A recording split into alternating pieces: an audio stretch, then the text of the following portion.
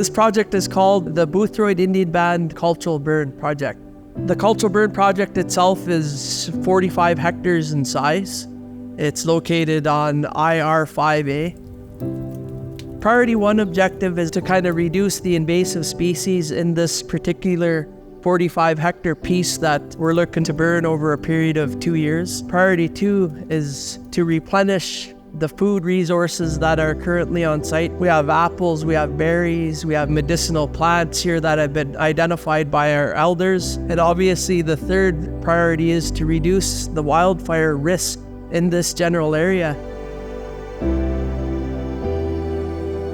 Temperatures have changed. It's much hotter than what it ever used to be. Last year we went something like 6 weeks with no rain. So that changes the ripening of fruit, the berries, and things dry out quicker. It also causes a lot more problems with land. When there's no rain, the land gets so dry it cracks.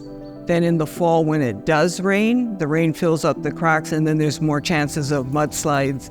Before we showed up here, there was a lot of deciduous brush, a lot of fine fuels on the ground, where if we were to take a torch to it, it could start kindling these ponderosa pines no problem. So we spent the last couple of weeks out here with chainsaws, with hand tools, digging guard, cutting down everything else to stop that spread of fire from reaching into the canopy and getting out of hand. So it takes a lot of prep work.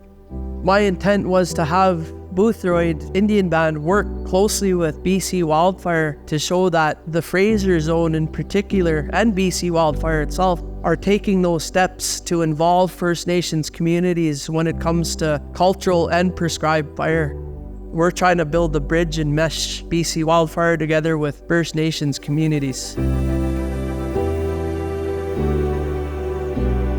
The Boothroyd community, they've been one of our largest supporters, specifically within Fraser Zone and the Trailblazer unit crew. We have a lot of really good connections with them. They take care of us whenever we're up here for fires, and so we like to return the favor whenever we can.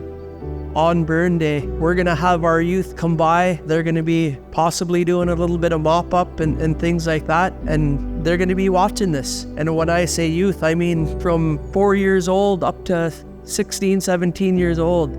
I grew up in Boothroyd for about 12 years. I was just a kid playing around there, so it really means a lot coming back and being able to work and protecting the community. And wildfire's just always been a part of my life. Like my dad is George Campbell. He's now the WO for the Fraser Zone. So yeah, it's always just been a part of my life, and it turned out to be a passion for me, and it means a lot to be with BCWS. And I also want to be like a role model for any youth in any communities, my younger family members, younger cousins, to maybe one day share that same passion as I do, is protecting the forest and communities that could be at risk, and yeah, doing meaningful work like this.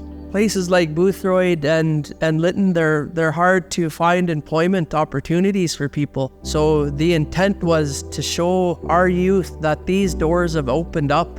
I want the youth to see role models like Justin Campbell and Arthur Davidson and Damon Campbell and the many other First Nations people that are with BC Wildfire.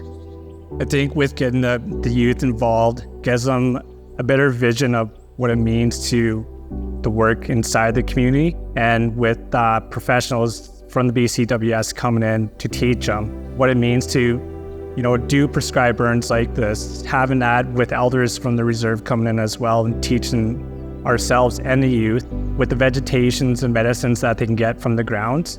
So it ties back into olden ways before with the elders. If you look at the word responsible, it's actually 2 words: to respond and ability. So when you have the ability to respond to a situation, it's actually putting all the control and power in your hands. People look at responsibility like it's a bad word, but in reality, you want that responsibility because then you have the ability to respond. And I think that's what Boothroyd is training their youth and their workers to be responsible for this beautiful place that we live in.